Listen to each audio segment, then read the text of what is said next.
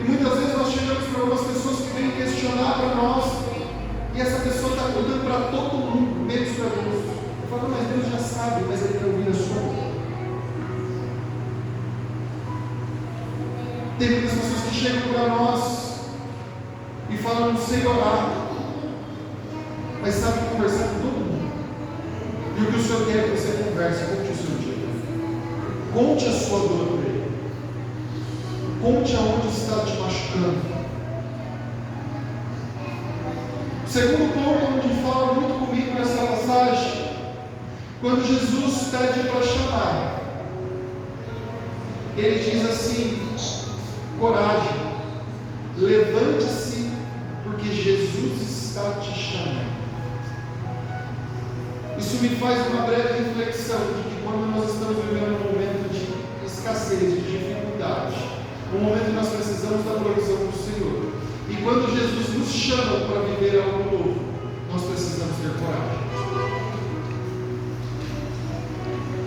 Sem nós termos uma atitude, um posicionamento de coragem, nós não vamos conseguir viver o milagre do Senhor na nossa vida.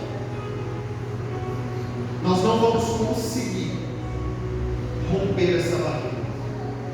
Na passagem que eu trouxe mais cedo da viúva, se ela não tivesse a coragem, o posicionamento para ele ter como profeta, ela teria perdido a casa, a família dela, tudo. Em todas as situações de guerras, de lutas, os homens e mulheres de Deus da Bíblia precisam ter coragem, e assim não vai ser diferente comigo e contigo.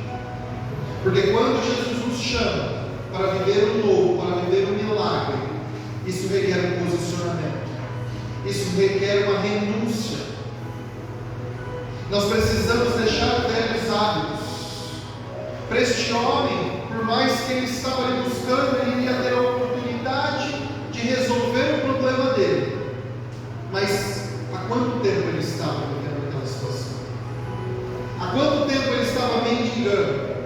Há quanto tempo ele estava naquela posição de pobre e coitado? Nós infelizmente acostumamos a viver assim.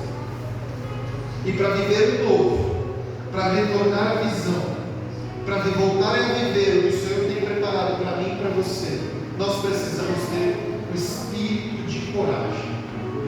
Nós precisamos ter coragem para nos levantar e dizer: Senhor, eis-me aqui para fazer o que o Senhor quer sobre a minha vida. Eis-me aqui para fazer o que o Senhor ordena sobre a minha vida. Se o Senhor fizer sobre o meu problema, aqui o Senhor manda chamar o servo. Ele não diz: pede para ele vir lá que eu vou curar ele, que eu vou atendê-lo. Não, o Senhor manda chamar. Então entenda, igreja, antes de você receber a cura, Deus quer um posicionamento na sua vida. Antes de você receber o seu milagre, o Senhor te chama para estar posicionado diante dele. Sem posicionamento, não tem como vivermos o milagre. Sem termos esta posição, não tem como nós rompermos as barreiras. E tudo que é novo, o Senhor não sabe, assusta.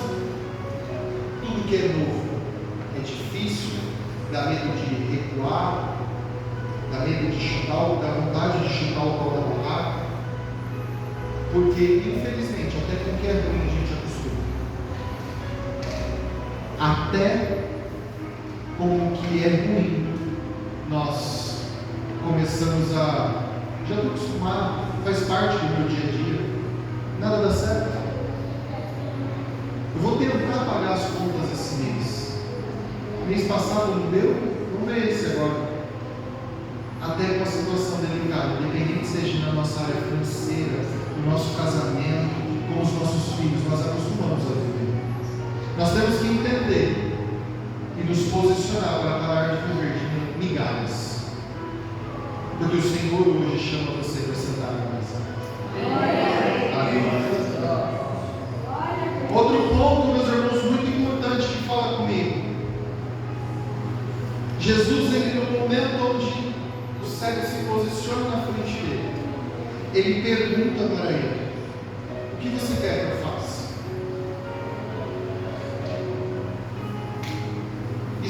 faz refletir, entender que nós sabemos o que nós queremos de Jesus. É tão real que hoje nós nos acostumamos com as migalhas que caem na mesa. E se esse homem do Senhor ele não tivesse pronto, posicionado, ele poderia pedir qualquer coisa. Porque há quanto tempo ele estava ali vivendo aquela situação? Hoje nós temos visto, em algumas visitas que eu tenho acompanhado com o pastor, as pessoas não sabem o que elas querem. As pessoas começam a falar de tantos assuntos, e elas não sabem o que realmente elas precisam. Se você chegar para ela e falar assim, se Jesus aparecer na sua frente agora, o que você pediria para ele? Qual é o socorro? Onde está doendo? Se fosse um caso de cegueira, eu não capaz disso por uma palavra, mas a pessoa pediu que eu guia uma muleta nova, mas não pediria para voltar a vida. As situações, as coisas têm acontecido durante tanto tempo, que isso tem feito eu e você muitas vezes parar de sonhar.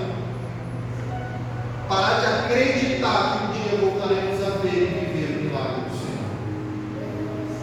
E essa noite Deus convida você a sonhar de novo. Volte a sonhar, volte a acreditar. A palavra do Senhor nos diz que Ele não é homem para que minta, muito menos filho do homem para que se arrependa. Se Ele prometeu sobre a sua vida, Ele vai cumprir. Pode passar o dia, o ano, o mês, o que for. Se Ele prometeu na sua vida, Ele vai cumprir. Como a oração aqui do pastor, maldita o homem, faz da tua força o teu braço. Nós precisamos entender que não é o que nós fazemos, é o que o Senhor faz através das nossas vidas. E quando nós voltamos a sonhar, nós voltamos a ter ousadia. Pois este cego, ele não pestanejou, ele não pediu para pensar, ele de bate pronto, ele disse para o Senhor que ele queria voltar a enxergar. Ele sabia, ele tinha certeza, ele tinha a convicção de que o Senhor iria fazer sobre a vida dele, de que o Senhor era o único que podia curar ele. A Bíblia não relata que ele não levantou para mais ninguém passar, mas quando o Senhor o chamou, ele mais que depressa, ele se posicionou, e na oportunidade que o Senhor questionou, o perguntou, o que queres que eu te faça? Ele não pestanejou, ele disse, Senhor, eu quero voltar a ver. Que nós venhamos essa noite sair daqui com uma fé nesse chão, pois a Bíblia é muito clara, ela diz que Jesus, na hora que manda ele embora, diz para ele assim, vá, você está curado, porque teve fé. E a fé é a certeza daquilo que nós cremos, mas ainda não vemos. Esse homem viu. Ele pôde ver as mãos do Senhor estendidas através da vida dele. Ele não precisou conhecer Jesus, ele teve a oportunidade